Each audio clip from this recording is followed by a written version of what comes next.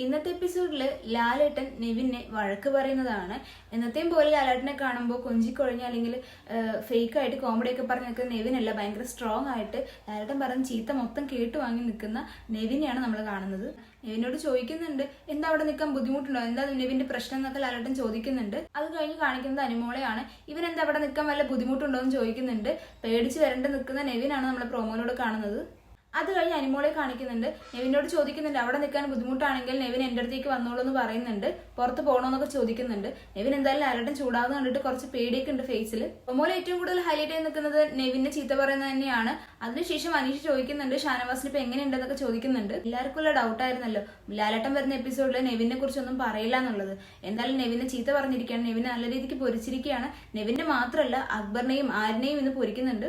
ഇവിടെ എന്തൊക്കെ വേണം എന്തൊക്കെ വേണ്ട എന്നുള്ളത് ഞാനാണ് തീരുമാനിക്കുന്നത്, എന്റെ സ്പേസ് ആണെന്ന് ലാലേട്ടൻ മുഖത്ത് നോക്കി തന്നെ നെവിനോട് പറയുന്നുണ്ട്. അതുപോലെ തന്നെ ഇന്നലെ എവിക്ഷൻ നടക്കുന്നുണ്ട്. ലാലേട്ടൻ ഇങ്ങനെ ചീത്ത പറഞ്ഞ സ്ഥിതിക്ക് നെവിന്റെ ഉറപ്പായിട്ടുണ്ടാവും നെവിനായിരിക്കും ഇന്ന് പുറത്തു പോകാന്നുള്ളത്.